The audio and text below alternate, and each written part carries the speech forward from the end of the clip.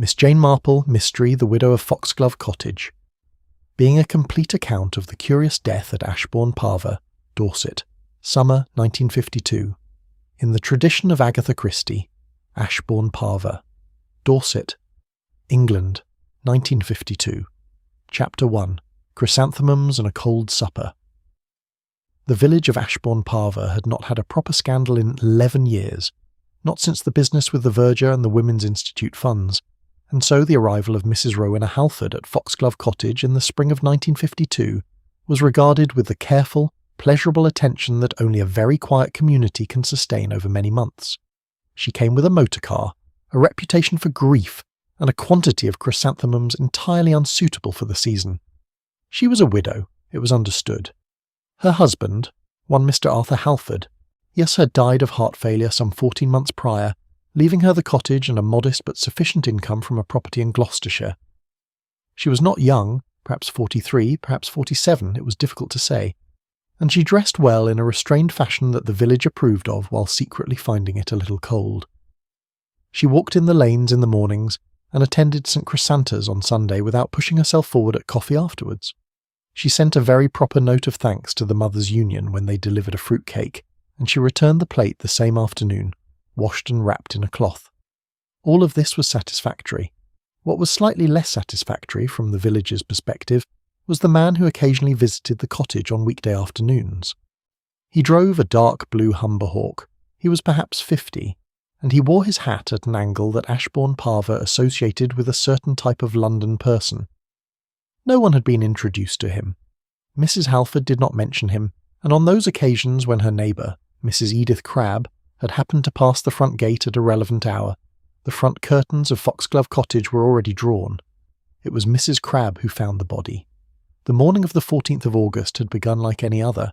The bakery van had called, the letters had arrived. The blackbird that nested in the yew beside the churchyard had been singing since before dawn, with the particular energy of a creature entirely confident in its own importance. Mrs. Crabbe, a compact and practical woman of 62 who had lived next door to Foxglove Cottage for 19 years, went out at 8:30 to cut back the hedge that divided their front gardens, and noticed that the morning newspaper was still on Mrs. Halford's step. This was unusual. Mrs. Halford was, by Mrs. Crabbe's careful observation, invariably dressed and at her front gate by 8 o'clock. She was, in fact, one of those people who seem faintly disapproving of anyone who is not. Mrs. Crabbe pruned her side of the hedge and tried not to think about it. She went inside and drank her second cup of tea. At 9:15 the paper was still there. She went to her kitchen window. The cottage looked completely still, not sleeping still, which has a softness to it, but closed still, which is different. She knocked on the front door. Then she went round to the back and tried the handle, which gave, and she stepped into the kitchen, and it was there that she found Mrs. Halford. The widow of Foxglove Cottage was seated at her own kitchen table, dressed in her housecoat, her hands folded in her lap, and her supper, a plate of cold ham, a piece of bread, a glass of water, none of it touched, set before her as though she had sat down to eat and simply stopped. Her face was a dark, congested purple, and her eyes were partly open. On the table beside the untouched plate was a small glass vase containing 3 chrysanthemums, orange, freshly cut. Mrs. Crabbe did a sensible thing. She did not scream. She looked carefully at everything. She noted that the back door had been unlocked. She did not move anything. And she walked directly to the telephone in her own hall and rang the police station at Whitchurch, 4 miles away. Then she rang Dr. Peel, who was closer.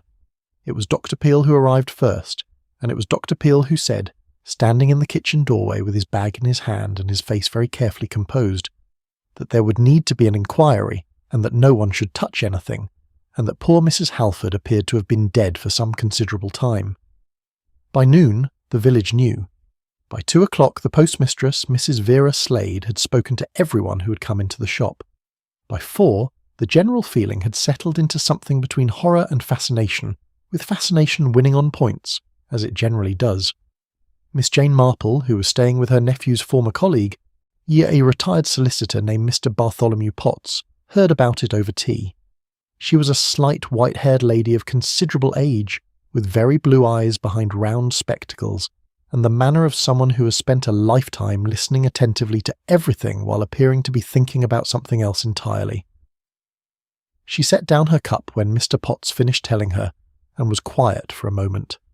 3 chrysanthemums, she said at last. I beg your pardon, said Mr. Potts. Mrs. Crabbe mentioned 3 chrysanthemums in a vase, orange ones. Did Mrs. Halford have a garden? I believe so, a rather good one. She was known for her dahlias. Not for her chrysanthemums, then, said Miss Marple thoughtfully, and picked up her cup again. Mr. Potts looked at her for a moment, and he had known her for 15 years and had learned not to pursue these small observations in the moment they were made. They had a way of becoming significant later, and by then it was generally too late to ask where they had begun. Heart, I expect, he said, though without great conviction. Perhaps, said Miss Marple, or perhaps not. Chapter 2. What the postmistress knew. The post office at Ashbourne Parva was also the general shop, the lending library for 3 well-worn paperback romances that circulated without anyone feeling compelled to return them, and the principal exchange for everything that could reasonably be called news. Mrs. Vera Slade had operated it for 26 years with the efficiency of a small intelligence service, and she knew exactly what crossed her counter and what did not. Miss Marple presented herself the following morning on the pretext of stamps, which she did not need, and wool, which she could always use. She was dressed in her customary fashion, grey coat, sensible shoes, the sort of hat that villagers associate with church committees and consider entirely unthreatening. And she browsed along the small shelf of haberdashery items with the unhurried concentration of a woman who has all the time in the world and intends to spend rather a lot of it right here. Mrs. Slade, behind her counter, was ready. She had in fact been waiting since shortly after breakfast for someone to begin the conversation she'd been having in her own head since yesterday afternoon. Dreadful thing, she said, before Miss Marple had touched a single skein of wool. About poor Mrs. Halford. Dreadful, agreed Miss Marple warmly. I understand she had been here only since the spring. April the 3rd, said Mrs. Slade, with the specificity of someone for whom dates are a professional matter. I remember because it was the same morning that Mr. Jennings from the farm lost his tractor in the ditch. We had a great deal of conversation to get through. She received a good deal of correspondence. Mrs. Slade paused. This was the interesting moment she'd been anticipating. She arranged a paper bag on the counter and then folded it flat again, which was something she did when thinking carefully. She did, she said. Regular letters from Gloucestershire. That was her solicitor, I'd expect. And a good deal from London. One address in particular, a W1 postmark, very regular. Once a week to begin with, then twice, then back to once, and then not at all since about the 2nd week of July. Letters in both directions? Miss Marple inquired. I couldn't speak to what she sent. The collection goes with Mr. Fenwick's van, and I don't see that end of things. Mrs. Slade allowed herself a small thoughtful pause. But she used rather nice writing paper. Very good quality. I know because she bought it here. We stock a limited range, but she only bought it the once and then never again, which suggests she had a supply of her own already. How interesting, said Miss Marple. And the man who used to visit, I believe someone mentioned he drove a Humber. Mrs. Slade's eyes brightened perceptibly. Mr. Miles Fenwick. No relation to the post van, different Fenwicks entirely. He's some sort of businessman from London. He came in here once to ask about a bus timetable. We don't have buses, I told him. Not since 1947. And he was very well dressed, but not easy in himself. You know the sort. Looks at things without quite looking at them. Did he and Mrs. Halford seem well acquainted? She introduced him as a friend of her late husband's. But the way she introduced him... Mrs. Slade considered this carefully. She was not a woman given to imprecision. The way she introduced him was the way you introduce someone when you've decided what you're going to call them before they arrive. Smooth, rehearsed, if that makes sense. It makes a great deal of sense, said Miss Marple. And when did you last see him? His car was parked in the lane, not at the cottage itself, further down near the stile to the footpath, last Wednesday. The day before yesterday. I remember because Mrs. Crabbe mentioned it when she came in for biscuits, and she was not best pleased about it. Not best pleased, Miss Marple repeated. Why was that? Mrs. Slade considered. I rather think, she said carefully, that Mrs. Crabbe did not entirely approve of Mrs. Halford's arrangements. She had opinions, Mrs. Crabbe, I mean, about propriety, about what a widow ought and ought not to do.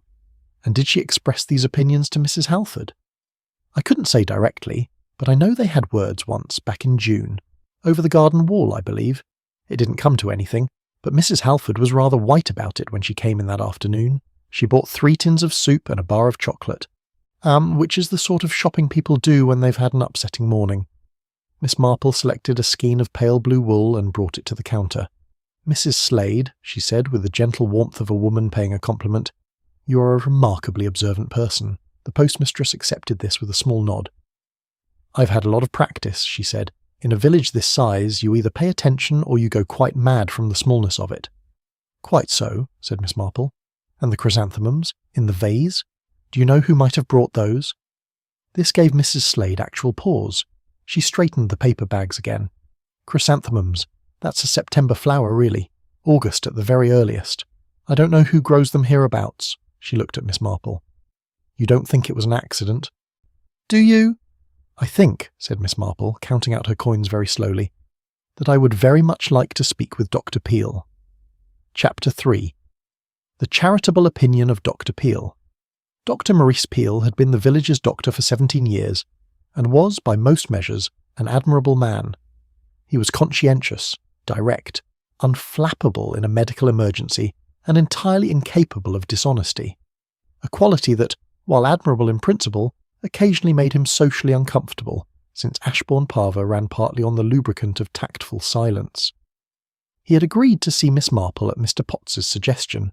They were men who had dined together occasionally and who respected each other's judgment, if not always each other's politics. And he received her in his surgery on a Thursday morning between the end of his appointments and the beginning of his home visits. He was a tall man, lean and precise, with the sort of moustache that had been fashionable 20 years ago and had since stayed on from sheer habit.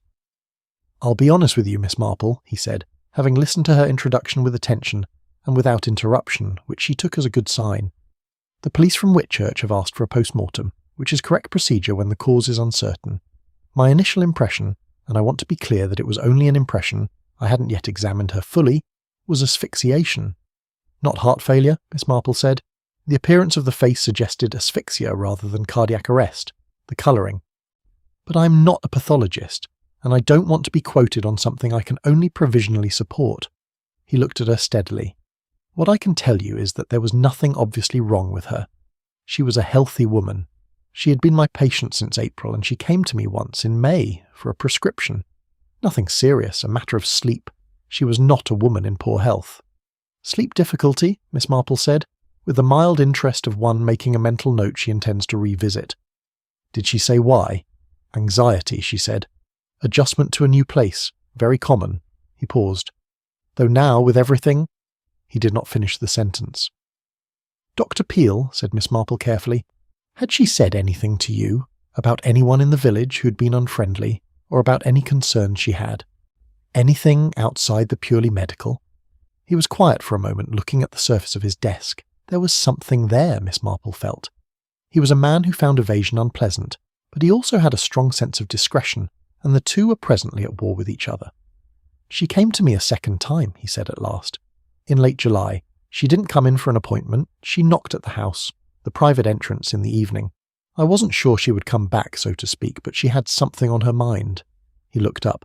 "She asked me a rather odd question. She asked whether it was possible to kill someone so that it looked like a natural death, and whether such a thing could be detected." The room was very quiet for a moment. "And what did you tell her?" Miss Marple asked. "I told her that modern pathology was considerably more sophisticated than most people imagined, and I asked her why she wanted to know." He smoothed a paper on his desk. "She laughed it off, said she'd been reading a detective novel and got curious. I didn't entirely believe her, but I let it pass. I wish I hadn't." "You thought she was afraid of someone?" "I thought she might be, but she was a self-contained woman, not the sort to be easily frightened, and not the sort to accept help without deciding she needed it first." He looked out the window. "She had very good posture. People who carry themselves like that have usually decided somewhere along the line that they won't be seen to struggle. Makes it harder for anyone to reach them." Miss Marple nodded slowly. She thought of several women she had known like that over the years. So several of them had been unhappy in ways that nobody discovered until it was much too late. "The chrysanthemums," she said. You saw them in the kitchen. Were they from her garden? I noticed them. I don't know her garden well enough to say. They were in good condition, freshly cut. He frowned slightly. What makes you ask about those in particular? Possibly nothing, said Miss Marple pleasantly. I have a great fondness for flowers. I noticed them rather automatically. Tell me, was the back door the only way in? The front door was locked from the inside. The sash windows were all latched. The back door, as Mrs. Crabbe reported, was simply unlocked, not forced. The kitchen window above the sink was open about 2 inches at the top, which she may have left for air. It was a warm night. A warm night, Miss Marple repeated. Yes, or it was. And yet Mrs. Halford was in her housecoat with an untouched supper in front of her. One doesn't usually dress for the evening and then sit down and not eat. Unless someone came, said Dr. Peel. Unless someone came, agreed Miss Marple, and then something happened, and then someone left and closed the back door behind them, and the door simply happened not to latch properly. She rose, collecting her bag with the unhurried deliberateness of someone who has found out exactly what she came for. Thank you, Dr. Peel. You have been most helpful.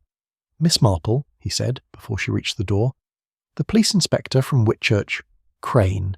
He is a competent man, but he is inclined to look for the most obvious answer. He has been asking about the man who visited her. Mr. Fenwick, said Miss Marple. Yes. He has already spoken to him, I believe. Fenwick says he last saw her on Wednesday, the day before her body was found, and that she was perfectly well. He hesitated. He also says he was in London from Wednesday evening onwards, and can prove it. Can he? Said Miss Marple, more as a statement than a question. How very convenient. Chapter 4. 3. Letters and a locked drawer. The police had taken what they considered relevant from Foxglove Cottage, and left the rest in the care of a scene of crime notice on the front door, and a rather bored constable who was rotated every 4 hours. Mrs. Halford had no close family. Her husband's brother in Wiltshire had been notified and was expected Friday, and so the cottage sat largely as it had been found, which was useful to those disposed to observe it carefully. Miss Marple was not disposed to break the law. She had, however, a perfectly legitimate reason to speak with Mrs. Edith Crabbe, whose garden shared a wall with Foxglove Cottage's back garden, and who could see through her kitchen window everything that happened in both the neighbouring front lane and a good portion of the back garden next door. She called on Thursday afternoon, bringing a small pot of marmalade that Mr. Potts's housekeeper had made in excess quantities, and was admitted to a very clean kitchen that smelled of bleach and beeswax in roughly equal proportions. Mrs. Crabbe was not an easy woman to like, Miss Marple perceived immediately, but she was a precise one, and precision had its own value. She was short and broad-shouldered and direct, with the manner of someone who has always believed that things would run more smoothly if other people were simply a little more like her. I told the police everything I know, she said, setting out cups with an efficiency that precluded argument. Which isn't much, I'm afraid, because she wasn't a woman who confided. I understand she had been here since April, said Miss Marple. Since April 3rd. Yes. Mrs. Crabbe poured tea with the precision of a woman who has been told to cut down on sugar and resents it. She was quiet enough, I'll give her that. Kept the garden well. Didn't have parties or play the wireless at unreasonable hours. A pause. But she had that man coming, every week or two. I said to her, I felt it my duty, as her nearest neighbour. I felt it was friendly rather than intrusive. I said I thought it didn't look right. A widow, newly come to the village, a man of that sort. What sort did you mean? Mrs. Crabbe compressed her lips. Prosperous, comfortable. The kind of man who is comfortable wherever he goes and makes sure you know it. She set down the teapot. She didn't take my concern well. She said, quite coldly I thought, that it was her home and her affairs, and would I please attend to my own. She gave a small shrug that tried to be indifferent and wasn't quite. We didn't speak much after that. Did you notice anything unusual in the days before she died? Any visitors? Any disturbances? His car was there Wednesday. Mrs. Crabbe's voice was flat. I saw it at 2:30 in the afternoon. It was gone by 5. Then in the evening, I couldn't sleep. It was so warm. I heard someone at the back gate, not the front. Miss Marple set down her own cup very carefully. At what time? 10:30, perhaps 11. I didn't look at the clock directly, but the news had just finished on the wireless and I'd turned it off. She met Miss Marple's gaze steadily. I heard footsteps on the gravel path outside my bedroom window. I'm at the back. and then I heard the latch on her back gate. It's an old metal latch. It makes a very specific noise. I've heard it 100 times. Could it have been Mrs. Halford herself going outside? The footsteps came along the lane, said Mrs. Crabbe. Not from the cottage. They came from the direction of the churchyard lane, past my window. My bedroom is at the back overlooking the shared path. And then I heard the gate. She was very still. I assumed at the time that she had someone calling. I thought what I always thought when someone visited her at odd hours. I went back to bed. And you heard nothing further? Nothing. No voices. No car. She looked at her hands. If I had known— You couldn't have known, said Miss Marple gently. One never does in the moment. It's only afterwards that the moments take on their true weight. Mrs. Crabbe was quiet for a moment. Then, surprising Miss Marple, she said, There were things she threw away. The night before she died, I saw from my upstairs window she was burning something in the garden incinerator. Paper, quite a lot of it. Letters, I thought. Were you able to see what they were? Paper, she said again, folded like letters. She put them in herself with tongs. She was very methodical. She waited until each one caught before she added the next. A pause. She was crying. I could see her face in the light from the incinerator. I don't think she knew anyone was watching. Miss Marple looked at her with, for the first time, something like real warmth. Mrs. Crabbe, she said, I think that what you saw may be very important indeed. Have you told Inspector Crane this? He asked me about unusual visitors. He didn't ask about the incinerator. People so rarely ask the right questions, said Miss Marple in a tone of mild, general regret.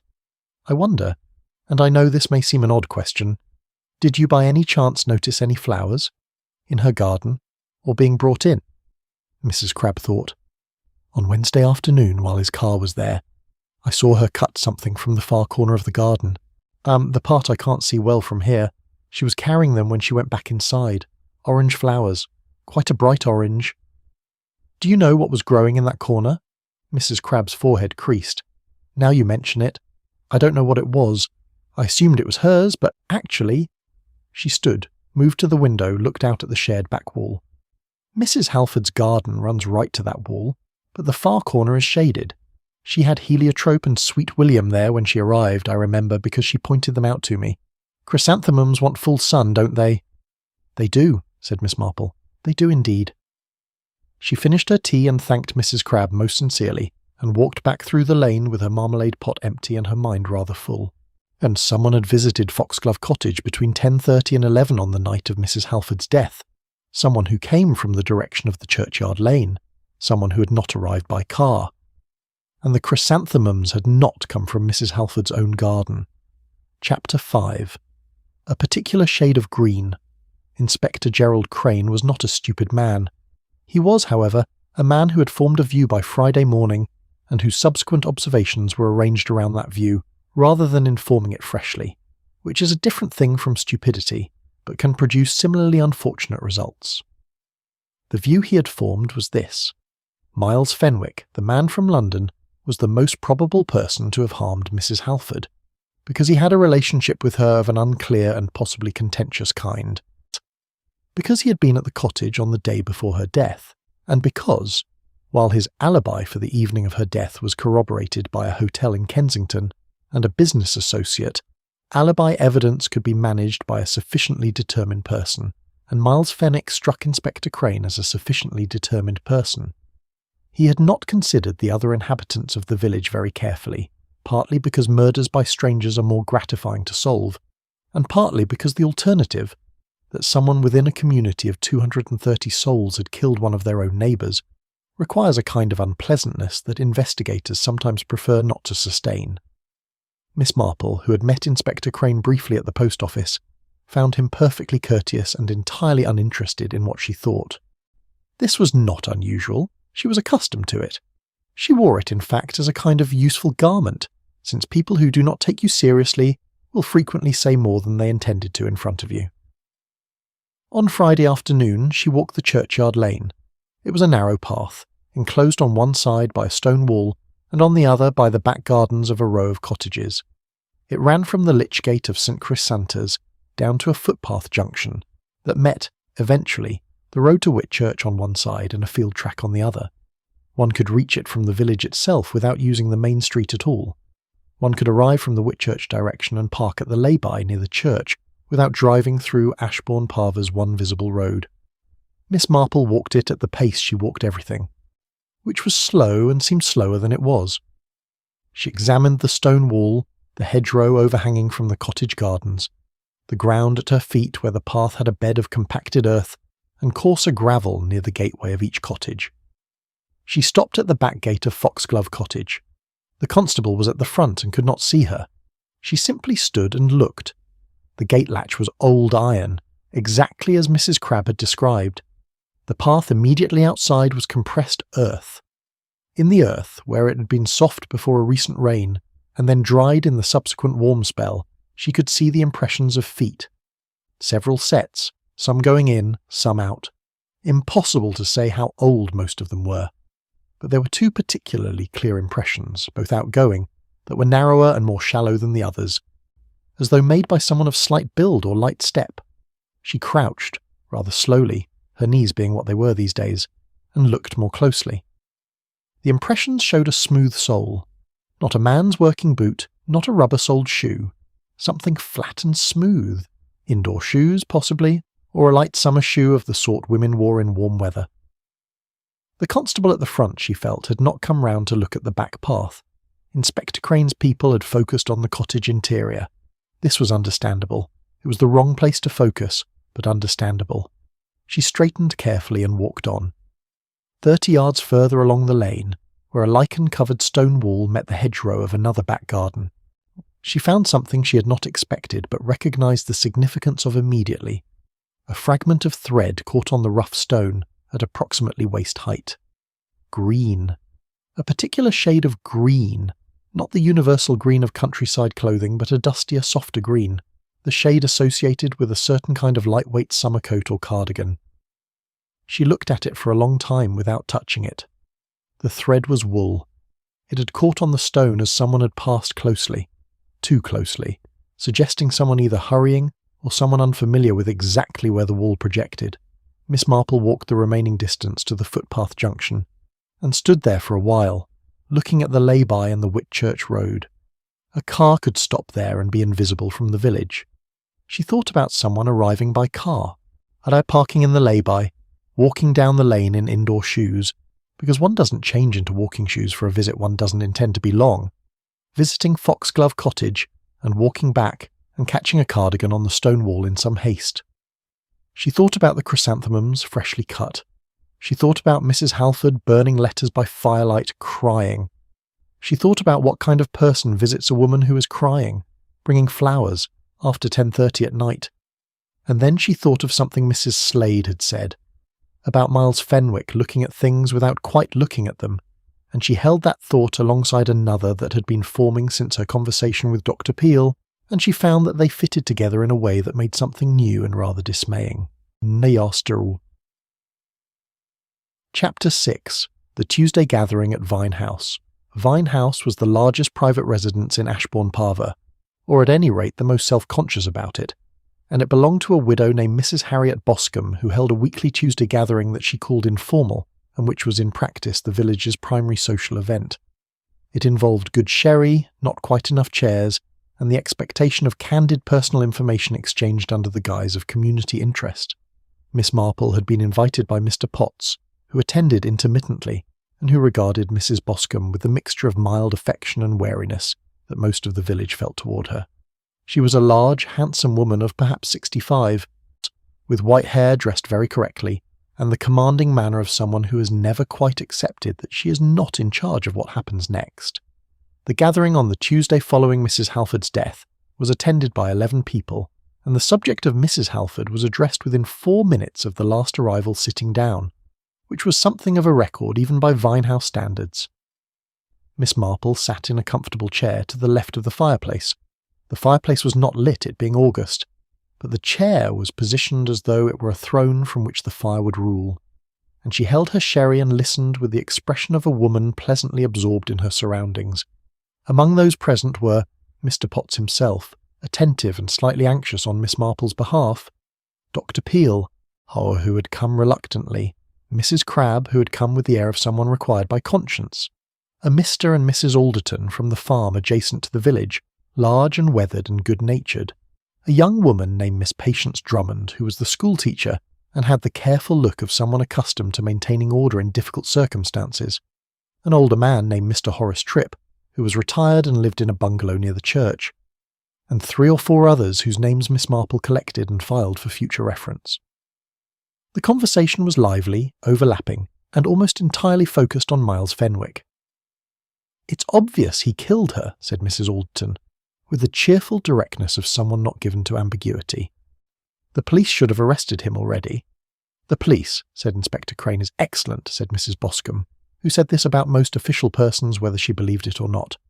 "I'm sure they're being thorough." "His alibi is a hotel register," said Mr. Alderton. "You can write anything in a hotel register." "You can't fake a business meeting with 3 other people," said Dr. Peel. "He has witnesses for the evening." "What sort of business?" asked Mr. Tripp with the careful interest of a man who has spent a long time wondering about other people's business.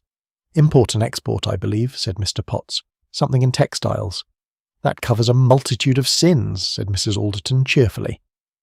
Miss Marple had been watching Miss Drummond during this exchange. The schoolteacher was seated somewhat apart from the main group, near the window, and she was holding her glass without drinking from it. She was perhaps 28, with a pointed, intelligent face and the kind of alertness that sometimes goes with loneliness. She had not said anything yet, and she was not, Miss Marple noticed, looking at the other speakers. She was looking at the floor with the particular focus of someone trying not to look at something else. "Miss Drummond," said Miss Marple, in the pleasant conversational tone of someone making innocent connection, "did you know Mrs. Halford at all well?"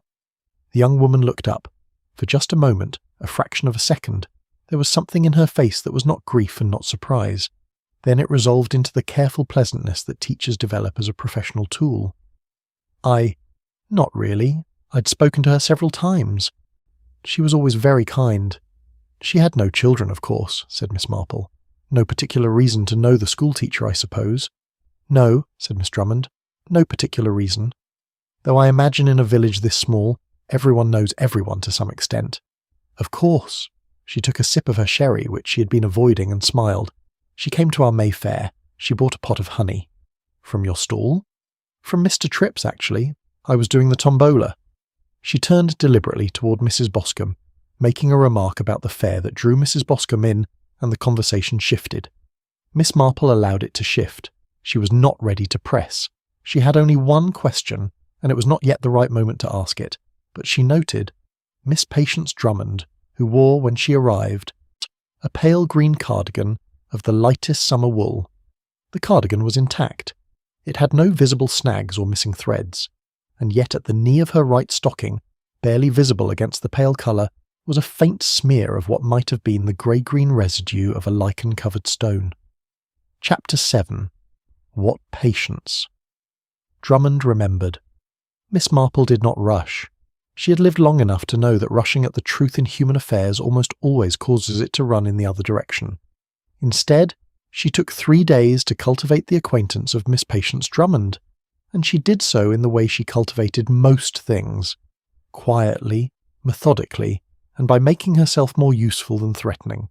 She began by admiring the school, which she passed on a Wednesday morning walk and paused outside as any elderly visitor might, or looking at the children's drawings in the window. Miss Drummond came out to collect the register from the postbox, and found her there and greeted her, and they spoke for 10 minutes about teaching, which Miss Marple had opinions about, and about the village, and about whether the summer would last. She continued by appearing at the Women's Institute meeting on Thursday evening, which Miss Drummond attended, and by sitting beside her and discussing embroidery patterns with great enthusiasm and absolutely no mention of Mrs. Halford. This was, she had found, more effective than any number of careful questions. People who expect to be questioned and are not begin after a while to relax in ways that are very informative. By Friday she had ascertained the following: that Miss Drummond had come to Ashbourne Parva 3 years ago from Norfolk, that she had no family in the area, that she had been seen at least twice walking in the direction of Foxglove Cottage in the evenings, and that Mrs. Slade at the post office, when gently asked, confirmed that Miss Drummond and Mrs. Halford had occasionally exchanged letters, internal village post, carried by Mr. Fenwick's postal van, which was unusual, given that they lived a quarter-mile apart and could perfectly well have spoken in person. On Saturday morning, Miss Marple called at the schoolteacher's cottage, a small rented place on the far side of the churchyard, with a problem regarding a knitting stitch that she presented with entire conviction as a genuine difficulty, and was admitted to the front room, which was tidy and bookish and smelled of pencil shavings and dried lavender in roughly equal proportions. The knitting problem was addressed. Tea was made. Miss Marple settled herself and said in the most casual possible manner, "I was walking the churchyard lane on Thursday. Lovely in the mornings, all that dew still on the wall. I noticed the stone on the south side is rather rough. The lichen gets onto everything." Miss Drummond, pouring, did not spill anything, but her hand went very still for just a moment, and then continued. "It is rough," she agreed. "I've caught my coat on it more than once." "Have you?" said Miss Marple warmly. "I did wonder about that green thread I noticed. Not mine," I hastened to add. "My coat is grey." A pause. "Are you all right, my dear?" Patience Drummond set down the teapot. She was very pale. "I don't know what you're—" "I think you do," said Miss Marple, very gently, not accusingly, as one would speak to a very tired person who needs to be allowed to stop pretending.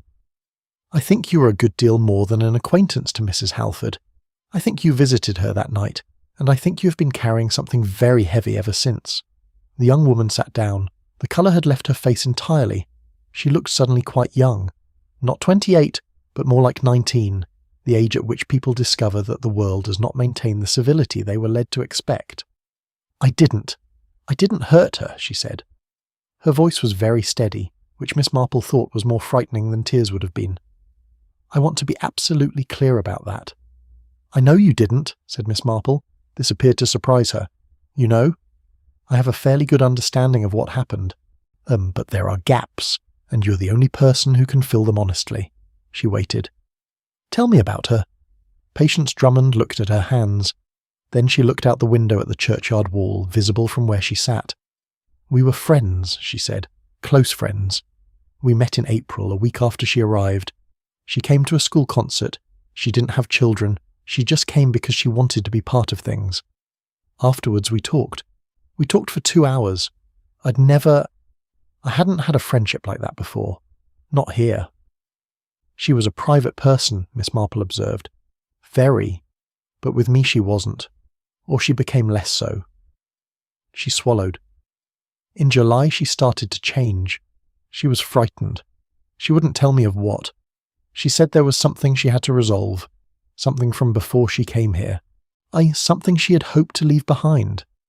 "The man from London," said Miss Marple. Patience Drummond looked up sharply. "She wouldn't talk about him. She said he was a knot she'd tied herself and had to untie herself." She closed her eyes briefly. "The night she died, I went to see her because she'd sent me a note, through the post, the way she always wrote, that said she was going to tell me something on Thursday and she wanted me to come for tea. But I was worried. The note was wrong somehow. The handwriting was different.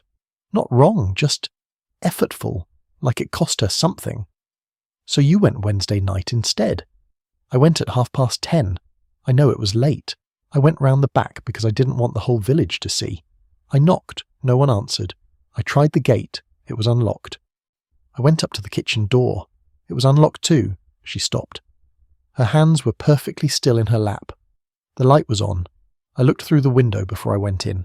I could see her at the table. Her back was to me. I could see her shoulders and her hair. I could see the plate in front of her. Her voice was very quiet. "I knew. I knew. You know when something is irretrievably wrong. I didn't go in. I couldn't. I went back the way I came." Miss Marple was silent for a moment. "You should have told the police." "I know." It was barely audible. "I was frightened. Not of being accused, or perhaps partly that. But mostly I thought, if I tell them I was there, and they start asking why, and they find out about our friendship, they'll look at her as though she was something she wasn't. She was a private person. Her privacy should count for something." She looked up. "She had letters from me, ordinary letters, but she burned them all on Tuesday night." "She was protecting you," said Miss Marple. "Yes, I thought so, and I repaid her by running away." Her voice broke finally, briefly, and then steadied again. "I brought her chrysanthemums. I grew them in a pot on my windowsill. She'd admired chrysanthemums once, and I said I'd grow her some. I was going to give them to her on Thursday at tea, but I brought them that night instead because I thought she might need cheering. I left them on the step. I couldn't bear to leave nothing, and then I went home." Miss Marple looked at the window for a long, quiet moment. So that was why the chrysanthemums were inside. Not left on the step. Inside, in a vase. Which meant someone had found them there and brought them in. Someone who came after Patience Drummond. Someone who had already been inside the cottage. "The flowers were in a vase," she said softly. "On the table beside the supper? You left them on the step, but someone put them in water and placed them on the table. Deliberately." Patience Drummond looked at her. "I don't understand." "You will," said Miss Marple. "But first, I need you to go to Inspector Crane and tell him exactly what you've told me. All of it. Today, if possible." She met the young woman's eyes steadily.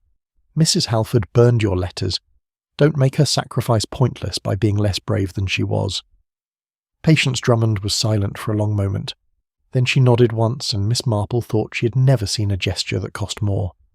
Chapter 8. A walk to the church of St. Chrysanta. St. Chrysanta's was a small Norman church of the sort that English villages keep like preserved specimens of a different age. Not entirely functional, not entirely ornamental, used with great loyalty on Sunday mornings, and thereafter largely given over to spiders and silence. The vicar, a gentle man named Mr. Forthwick, who clearly found the middle ground between the living and the deceased slightly difficult to navigate, had been parishioner to Mrs. Halford for the brief duration of her residence, and could offer only the mildest of observations about her. It was not the vicar Miss Marple wished to speak with. It was the churchwarden, a Mr. Horace Tripp, who lived in a bungalow directly opposite the church, and whose habit it was, in fine weather, to sit in his garden on a kitchen chair, and regard the lane with the unchallenged authority of a man who has sat there for 30 years and seen everything. Mr. Tripp was in his mid-70s, wiry, somewhat deaf in the right ear, and possessed of the kind of memory that elderly people sometimes develop for the specific and concrete, not ideas or abstractions, but facts, times, descriptions, the exact look of a thing on a particular day, because facts are reliable when everything else has become variable. He had a terrier named Bosworth who took Miss Marple's offered hand with great seriousness, and then lost interest entirely. Sit down, he said, indicating a second kitchen chair that he produced from the shed with the ease of someone accustomed to expecting company. "You're the lady staying with Mr. Potts." "I am," said Miss Marple. "I hope you don't mind the intrusion. I was walking past and thought I might rest for a moment." "You're not resting," he said, without any accusation. "You're investigating. I've seen it before. My wife did it. She had the same look, not aggressive about it, but steady." He regarded her with mild approval. "What do you want to know?" "I want to know about the lane," said Miss Marple, "and about Wednesday evening in particular, whether you saw anything from here." "I was in bed by 9:30, he said. "Doctor's orders." He paused. "But I was up again by 10. Couldn't sleep. Came and sat here for a while. The warm nights, you know. The bedroom gets stifling and the garden is cooler." "And you saw—" "I saw a car," he said, "parked in the lay-by the far side of the Lich Gate. Not his car, not the London man's blue Humber. A different one, a smaller one. Maroon, I thought, or dark red. Hard to tell in the dark." "What time was this?" 10:15. "I know because I'd just heard the clock in the church," he pointed. The church clock was visible above the wall. It sat there for about 20 minutes, then it left. "Did you see the driver?" "Not well. They walked down the lane. I could hear the footsteps on the gravel from here. Went past, didn't come back. Or rather, they came back after about 20-25 minutes, but I'd dozed off by then. I heard the car start. I looked at the clock. Just gone 11. Miss Marple turned this over with great care. 20 minutes in the cottage, or thereabouts, between 10:15 and 11 o'clock. Patience. Drummond had arrived at 10:30, she had said. And if the first visitor left at 11 and Patience arrived at 10:30, they overlapped. Patience would have been coming up the lane at the same time the first visitor was still in the cottage. "Mr. Tripp," she said, "when the car left, did you hear anything? Any sound from further down the lane? Anyone else?" He thought carefully. "I heard another set of steps," he said slowly. "Going the other way, lighter, smaller feet, after the car went, not long after." He looked at her. "2 visitors, then. "Yes," said Miss Marple, "I believe so. And one of them killed her." He said it without drama, with the flat assessment of a man who has lived long enough to accept that the world contains people who do such things. "Which one?" "The first," said Miss Marple. "The second found what the first had left and ran." "Maroon car," he said. "If that's any use." "It is," she said. "It's a great deal of use." She looked at the church clock. "Mr. Tripp, do you know anyone in the village who drives a maroon or dark red car? Not the London man. Someone local. Someone who might walk down that lane in something like indoor shoes?" He thought for quite a long time, staring at the church. Bosworth sat with his chin on Tripp's knee and regarded the lane with them both, as if he too were consulting a mental register. "Mrs. Boscombe," he said at last. "She has a dark red Rover, bought it last October, parks it in her drive, usually." Miss Marple considered this for a moment. Mrs. Harriet Boscombe, Vinehouse, the large, handsome, commanding woman who ran the Tuesday gatherings and knew everything about everyone. "Tell me," she said carefully, "did Mrs. Boscombe know Mrs. Halford well?" "They had words," said Mr. Tripp, "back in the spring. I heard it from Mrs. Slade, something about the house, about who had a right to it. Who had a right to Foxglove Cottage? I couldn't tell you exactly, but Mrs. Boscombe had been trying to buy it herself, I think. She'd made an offer when old Perryman died. He owned it before Mrs. Halford's husband. The estate didn't accept her offer. Then Mrs. Halford came along with the cottage already in hand, bought it outright from the estate at a private price. And Mrs. Boscombe—" He paused. "Well, Mrs. Boscombe does not take disappointment well." "No," said Miss Marple thoughtfully. "No, I don't suppose she does." She sat in Mr. Tripp's kitchen chair for a little longer, looking at the peaceful lane, the stone wall with its lichens, the lich gate of the church, and the road that led to the lay-by where a maroon Rover had sat for 20 minutes on a warm August night, while something unforgivable was happening inside Foxglove Cottage. Bosworth put his head in her lap and sighed the sigh of an animal that has satisfied all its requirements for the day. "Quite so," said Miss Marple, and scratched behind his ears. Chapter 9. The Man Who Asked About Trains. Miles Fenwick consented to speak with Miss Marple only because Mr. Potts asked him to, and Mr. Potts asked him to because Miss Marple, exercising the most disarming version of herself that she had available, had suggested that it would be useful, and Mr. Potts was not entirely sure why it would be useful, but trusted that it would be. The meeting took place at the King's Arms in Whitchurch, which was the nearest public house of any quality, on Saturday afternoon. Fenwick was exactly as described, a prosperous man of 50, well dressed without ostentation, with a kind of composed face that is not naturally at rest but has learned to look as though it is. He had acknowledged the police inquiry with the patience of a man who has engaged lawyers and expects the matter to recede in due course. He was polite to Miss Marple in the way that men of his type are polite to elderly ladies, which is to say, with a slight fullness of attention, a certain extra carefulness, as though elderly ladies are made of something more fragile than other people. Miss Marple was perfectly aware of this, and found it useful, because people who think you are fragile underestimate what you notice. "I understand you were a friend of Mr. Halford's," she said. Once they had settled with their drinks, and Mr. Potts had excused himself to speak to someone at the bar. "That's correct," said Fenwick. "Arthur and I were in business together. 20 years ago, more, we'd kept in touch. And after his death, you naturally continued the friendship with his wife."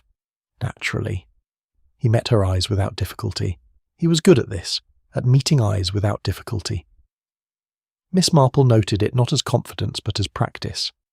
"She must have been very grateful for your support," said Miss Marple, "especially in adjusting to Foxglove Cottage. A new place, no family nearby. It can be very isolating." "She managed well," he said.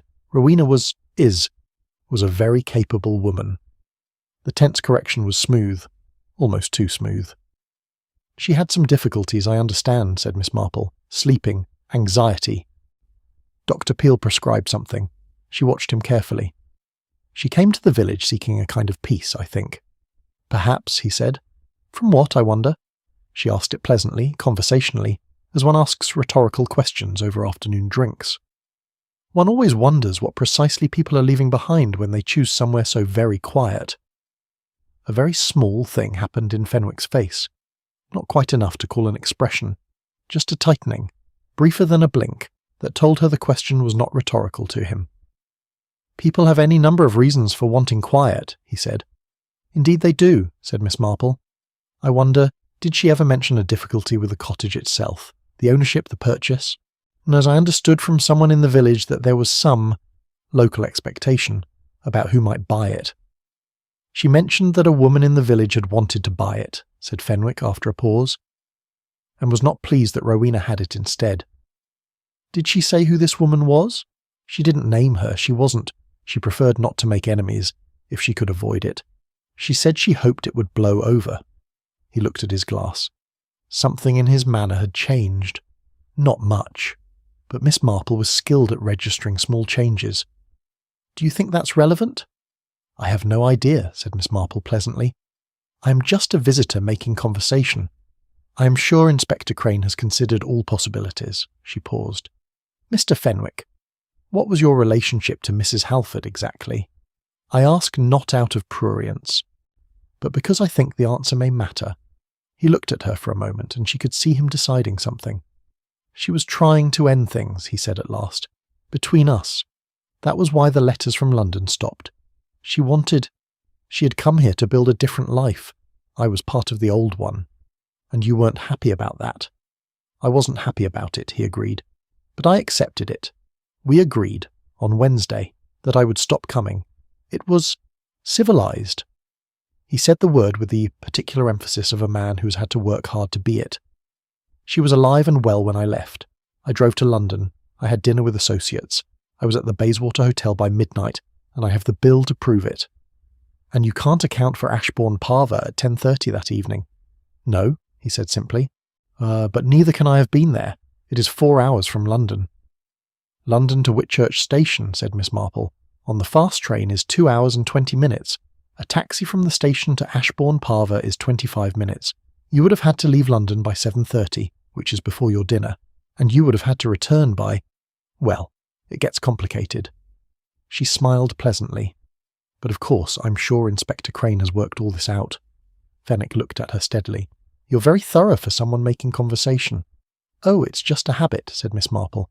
"I grew up in a village much like this one, and one develops a tendency to work out how long things take because things have a habit of taking longer than you expect."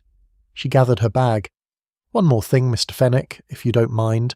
The cottage itself. Do you know, did Mrs. Halford ever mention what would happen to it if she died? Who would inherit?" He was quiet for just a beat too long. "The cottage was hers outright," he said. "She had no children. I believe the estate would revert to her husband's family. The brother in Wiltshire." "Yes. And the brother would he sell?" Fenwick looked at her very directly. "Almost certainly. He has no use for property in Dorset." "Interesting," said Miss Marple, and left it precisely there, which was more alarming than anything further she might have said. Chapter 10. Knitting by the window. Miss Marple spent Sunday morning in church. There was a general feeling in the village that this was appropriate under the circumstances, and attendance was higher than usual. And Sunday afternoon in Mr. Potts's sitting room. Knitting. This was a practice she had maintained through most of her adult life, not primarily because she needed the result, but because knitting provided a physical occupation for the hands that left the mind entirely free, and because people who saw you knitting assumed you were comfortable and occupied and therefore not paying close attention to anything in particular. She was paying close attention to a great many things. She knew the following, and turned each piece over slowly as she worked through the rows of blue wool.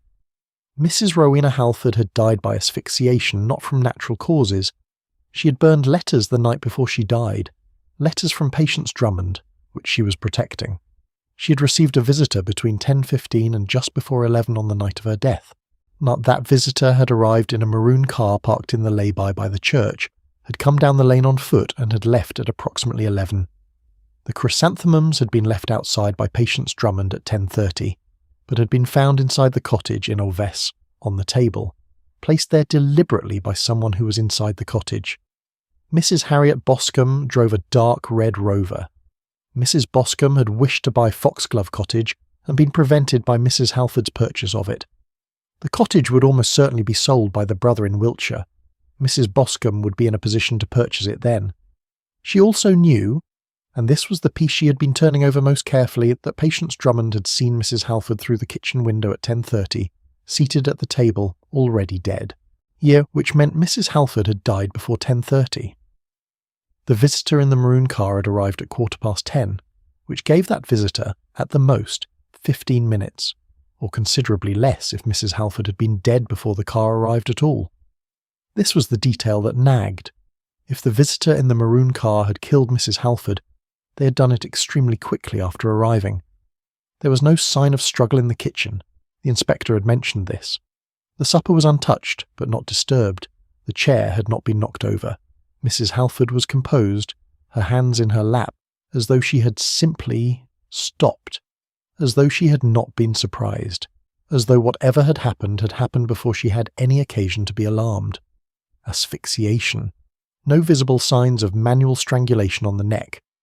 According to the preliminary medical report that Dr. Peel had summarised for her as much as he ethically could. No ligature marks, no bruising. Which left, in Miss Marple's careful experience, a specific and unpleasant range of possibilities. A bag, a pillow, something placed over the face and held, which requires proximity and some physical strength and some decisiveness, but not necessarily a great deal of time. Done from behind, with surprise, to someone already seated, it would be very quick. She thought about the housecoat, the untouched supper. Mrs. Halford had been expecting someone, had sat down with a meal in front of her, had not yet begun to eat. She had been comfortable. The housecoat suggested she felt at ease, not dressed for a formal call. She had let someone in through the back door without apparent alarm. She thought about Patience Drummond's note. Mrs. Halford had written that she had something to tell her on Thursday and wanted her to come for tea. What had she been going to say? Something she had decided. Something that had cost her the kind of careful effort that Patience had noticed in the handwriting. A decision made.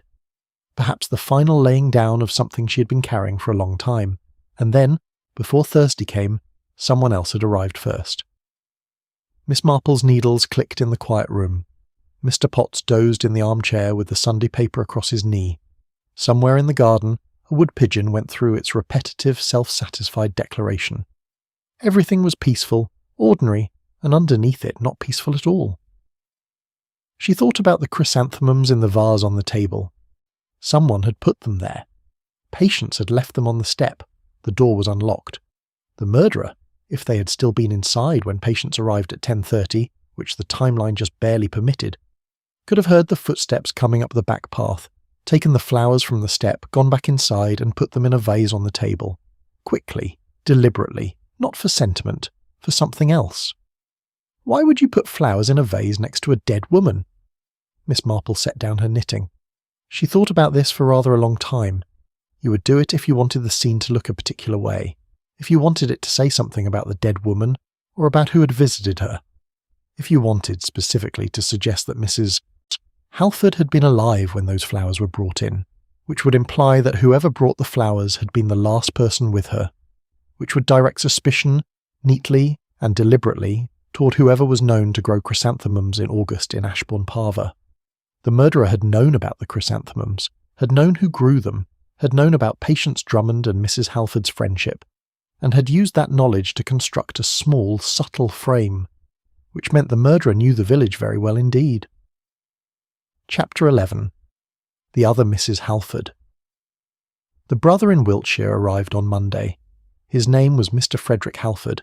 He was 61, he had a solicitor with him, and he was in the village for precisely 4 hours before returning. Having established that the post-mortem was still in progress and that there was nothing, legally speaking, he could do until the inquest.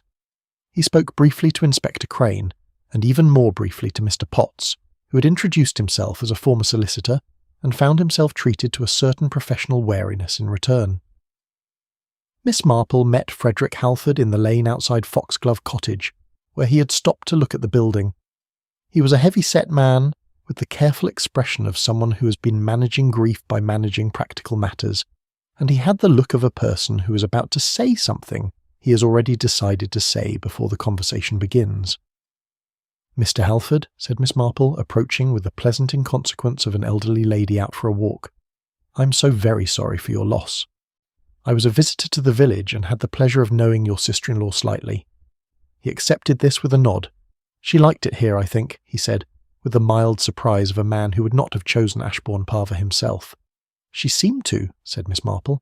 "A new beginning, after such a difficult year." A pause. "Your brother's death must have been hard for you both."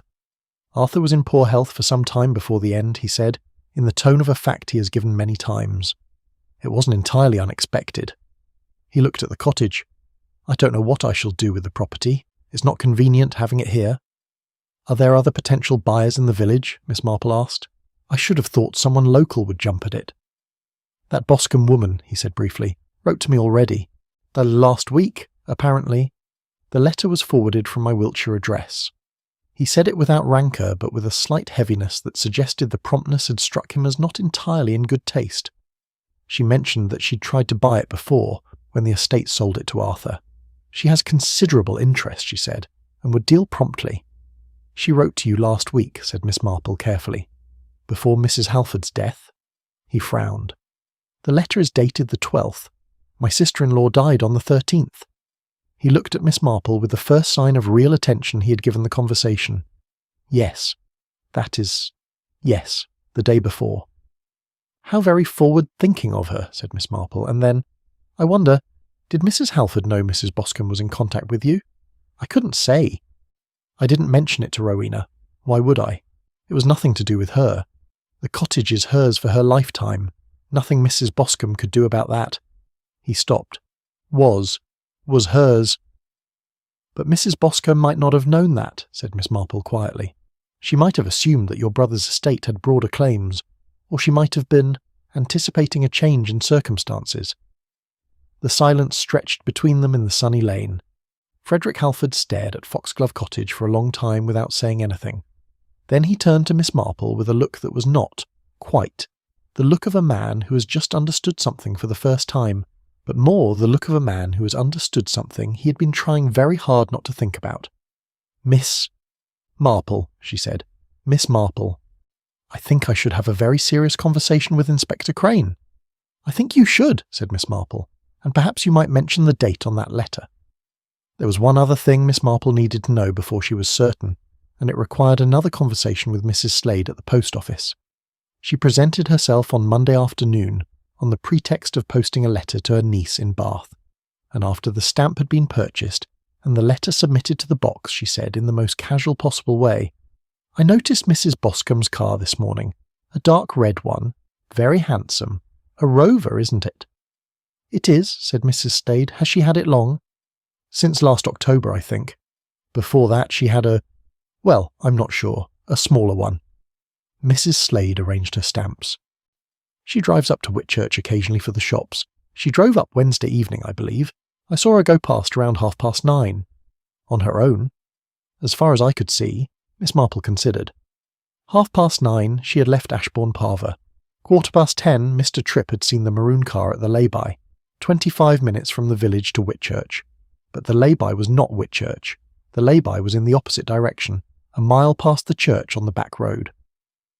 If Mrs. Boscombe had driven past Mrs. Slade's window at 9:30 going toward Whitchurch, she had not gone to Whitchurch. She had turned around. She had come back on the back road, bypassing the village entirely, and parked in the lay-by by the church. "Mrs. Slade," said Miss Marple. "What was Mrs. Boscombe's connection to Mrs. Halford, really?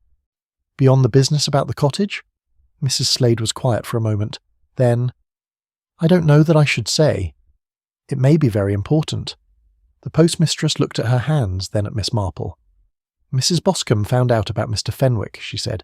"I don't know how, but she knew who he was and what he was to Mrs. Halford, and she had—" She paused carefully. She had made it known, in the way she makes things known, that she considered Mrs. Halford's presence in the village a kind of insult to the standards of the village. She disapproved. She disapproved of Mrs. Halford's relationship. She disapproved of the cottage. She disapproved— Mrs. Slade looked frankly at Miss Marple, of everything Mrs. Halford was. "And she is a woman who is accustomed to the things she disapproves of going away eventually." "Until now," said Miss Marple softly. "They always had." Chapter 12. Inspector Crane reconsiders. Inspector Crane was, as Miss Marple had told Dr. Peel she expected, not immediately receptive. He was a man of system, and the system had produced a perfectly satisfactory suspect in Miles Fenwick, and he did not particularly want to be told that the system had been looking in the wrong direction. He received Miss Marple and Mr. Potts in his office at Whitchurch on Tuesday morning with the careful courtesy of a man who is being very patient indeed. By the end of 45 minutes, he was less patient but considerably more attentive. It was the letter that did it. Frederick Halford had already spoken to him that morning, and the letter dated the 12th of August, the day before Mrs. Halford's death, from Mrs. Harriet Boscombe, expressing her eagerness to purchase Foxglove Cottage, and her confidence that Mr. Frederick Halford would soon find himself in a position to sell it was sitting on Inspector Crane's desk like a small, sharp-edged fact. "She couldn't have known," said Inspector Crane, looking at it. "Unless she expected to," said Miss Marple, "that the position would change." He looked at her. "That's premeditated," said Miss Marple. "Yes, I believe it was." He was quiet for a considerable time. The office clock ticked. A telephone rang somewhere in the corridor and was answered. "The vehicle," he said at last. "Tripp's account of a dark red car. We dismissed it. We were focused on Fenwick's Humber, and Fenwick couldn't have been there that night." "Mrs. Boscombe's Rover is dark red," said Miss Marple. "Mrs. Slade saw it leave the village at 9:30 on Wednesday evening, going in the direction of Whitchurch. But there is a back road bypassing the village that reaches the lay-by on the Whitchurch road, where Mr. Tripp saw a dark red car at 10:15. If she turned around before reaching Whitchurch and took the back road, she could be at the lay-by 10 or 10 past. "And the back door of the cottage was unlocked," said Inspector Crane slowly. "She would know," said Miss Marple. "She was a frequent visitor to the village. She knew the patterns of the cottage. She may have noted it on a previous occasion. Or, and I think this more likely, as she may have arranged to visit, she may have told Mrs. Halford she was coming. Why would Mrs. Halford let her in? Because Mrs. Boscombe is the kind of woman it is easier to agree to see than to refuse, and because Mrs. Halford, for all her self-containment, was a woman who preferred to manage things. She would have preferred to face Mrs. Boscombe directly rather than pretend not to be at home. She would have thought she could handle the conversation. Miss Marple paused. She was wrong. Inspector Crane looked at his desk. The post-mortem preliminary indicates asphyxia, consistent with the application of a smooth, broad object, possibly a cushion, a thick folded fabric, something of that kind, held firmly over the nose and mouth for 2 to 4 minutes, no defensive injuries, which is consistent with a rapid and unexpected approach from behind while the victim was seated. He looked up. Mrs. Halford was seated at the table with her back to the door. She had let her visitor in, said Miss Marple. She had put the supper on the table. Perhaps she had turned to speak to her guest and then turned back again. And Mrs. Boscombe... She did not finish the sentence. There are some things that do not need to be finished. "The flowers," said the inspector. "She would have seen them on the step as she left. She had been watching Miss Drummond's windowsill. She knew about the chrysanthemums. She may have seen Miss Drummond bringing them. She picked them up, went back inside, put them in a vase and left them on the table, deliberately." Miss Marple looked at him steadily. She wanted the scene to suggest that Miss Drummond had been there, that Miss Drummond, who was known to have been close to Mrs. Halford, in a way the village was beginning to notice, had done something in a moment of... she wasn't sure what. But she wanted another name attached to those flowers. "Miss Drummond has come forward," said the inspector. "Her account matches Tripp's timeline. She arrived after the car. She didn't go in." "She had the courage to tell the truth," said Miss Marple. "Eventually." Inspector Crane sat back in his chair. He was a man who found it hard to say he had been wrong, which is a common difficulty and in itself not an unforgivable one. "Mrs. Boscombe," he said. "Harriet Boscombe of Vine House." He seemed to be trying the words out. "She has run this village for 30 years, said Miss Marple quietly. "She has been the person who determined what was done and what was not done, who was accepted and who was managed, what the standards were. Mrs. Halford represented every kind of affront to that. She had the cottage Mrs. Boscombe wanted. She had a relationship Mrs. Boscombe disapproved of. She had the easy self-containment of a woman who did not particularly need Harriet Boscombe's approval. That is, in my experience, a more dangerous thing to inspire than simple anger. It inspires the kind of resentment that settles and deepens and eventually convinces itself of a kind of righteousness." "Righteousness," said Inspector Crane, with something between distaste and understanding. "She would have told herself," said Miss Marple, "that Mrs. Halford was damaging the village, that she was an unsuitable person, that things would go back to normal when she was gone, that it was almost a service. She folded her hands in her lap. That is the most dangerous kind of crime, not the kind done in passion, which at least has an honest violence to it, the kind done in cold, long-gestating certainty. "I'll need to bring her in," said the inspector. "Of course," said Miss Marple. "I should bring someone to look for a coat or cardigan. Dark sage green, light summer wool. There will be a thread missing from the right-hand side," she rose. "She will be at Vinehouse. She is always at Vinehouse." Chapter 13. A cup of tea at 4:30. Miss Marple called at Vinehouse at 4:30 on Tuesday afternoon, before Inspector Crane arrived, because there was something she wished to do that the inspector could not. She was shown into the sitting room, a large, handsome room of great order and slight coldness, by Mrs. Boscombe's daily, and she waited, and Mrs. Boscombe came down from some errand upstairs and entered the room with the composed certainty of a woman on her own ground. She was wearing, Miss Marple noted, a cream blouse and a dark blue skirt. The sage green cardigan was not in evidence. "Miss Marple," she said, with the warmth of a woman who has decided to be warm and has no particular difficulty implementing this. "How nice. I'll ask for tea." "Please don't trouble on my account," said Miss Marple. "I won't stay long. I only came to tell you something." Mrs. Boscombe settled into her own chair, the high-backed one, the one that faced the room. "Oh," she said. "I wanted to tell you," said Miss Marple, that Miss Drummond has spoken to the police." Something moved in Mrs. Boscombe's face, very briefly, a revision of something. "Oh," she said again, differently. How distressing for the poor child." "She told them about her friendship with Mrs. Halford," said Miss Marple. "She told them she was in the lane that night. She was quite honest." "I see." Mrs. Boscombe looked at her hands folded in her lap, then at Miss Marple. There was a quality of attention in her gaze now that had not been there before, something that had come to the surface through the warmth like a sharp edge through cloth. "And what does that tell the police?" "A great deal," said Miss Marple. "She arrived at 10:30. She saw Mrs. Halford through the window. She was already dead." She watched Mrs. Boscombe as she said it, watched the careful, or a still face with its practised composure. The post-mortem confirms asphyxiation, and there was a car in the lay-by at 10:15 which Mr. Tripp saw and described as dark red. The room was very quiet. The clock on the mantelpiece made its small, indifferent sound. Outside, somewhere, a car passed on the lane. "I see," said Mrs. Boscombe a third time. Her voice was perfectly level. This was, Miss Marple thought, the most frightening thing about her. Not the act itself, though that was terrible, but this, the levelness, the capacity to sit here now, in this chair, in this room, and be level about it. "She was going to leave the village," said Miss Marple. "She had decided. She had written to Mr. Fenwick and arranged their last meeting.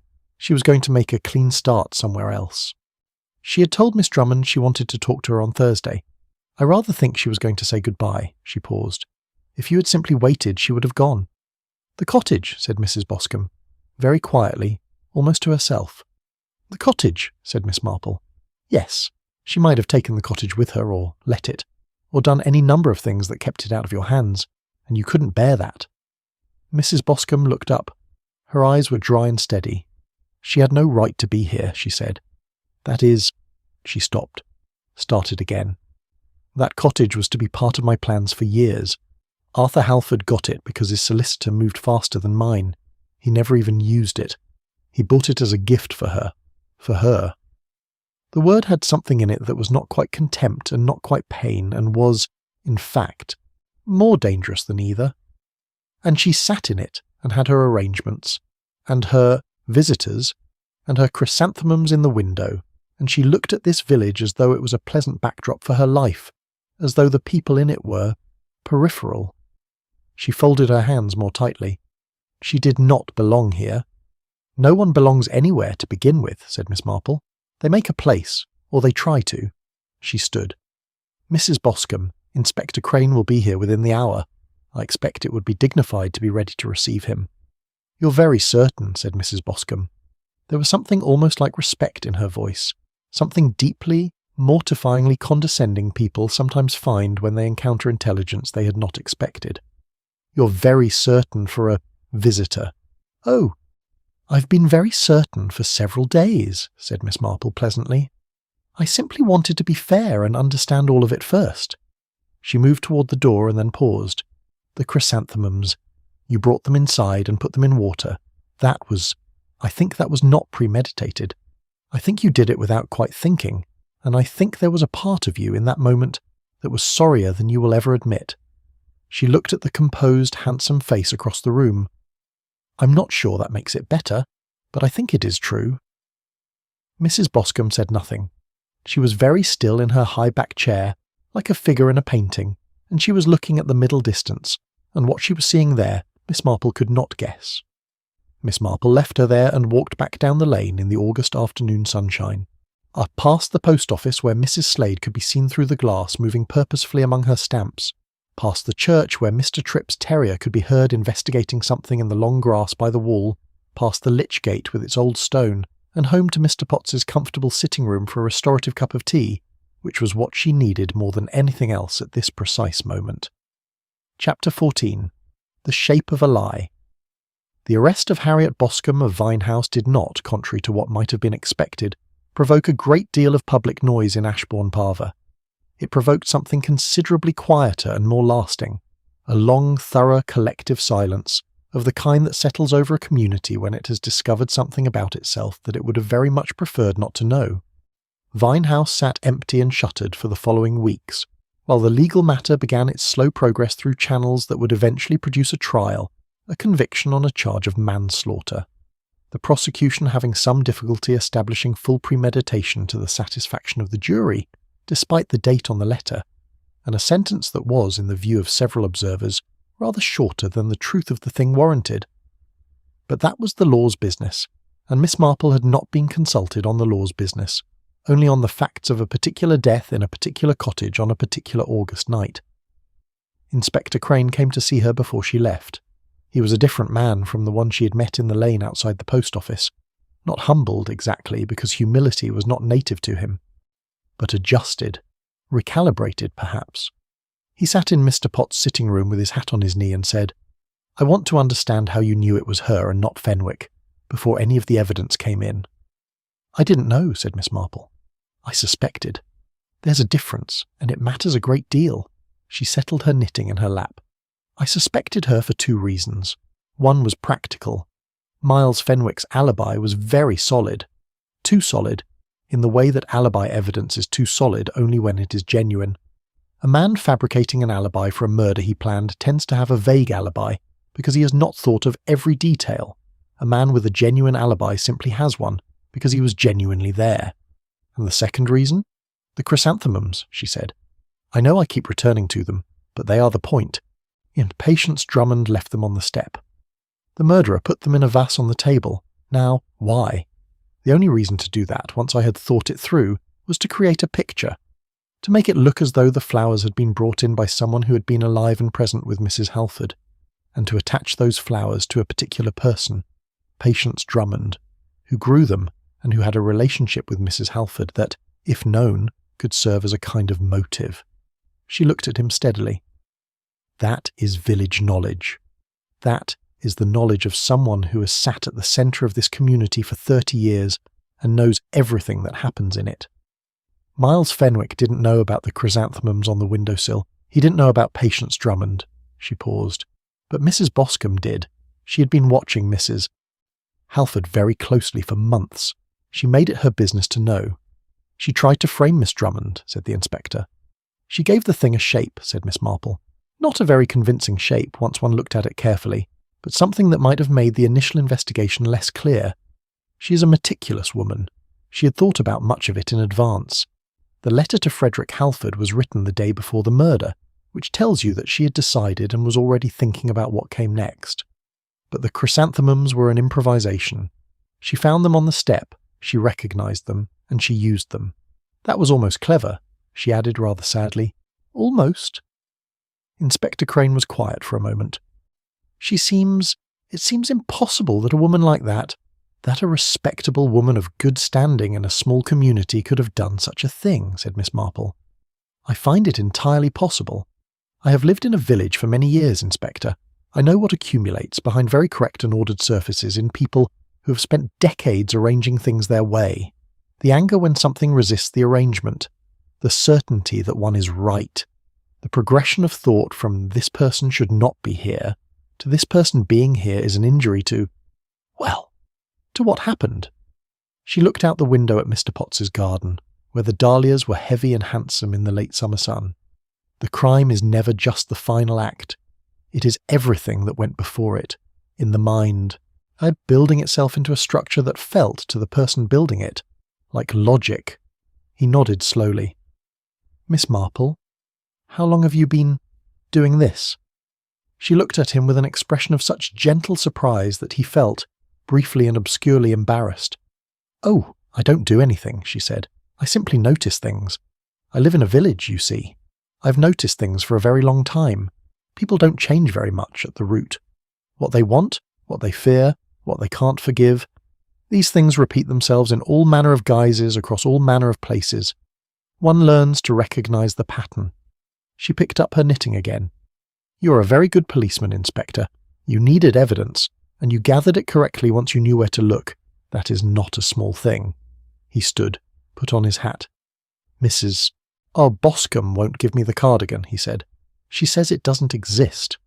It doesn't any more, I imagine, said Miss Marple. She's a meticulous woman. She glanced up.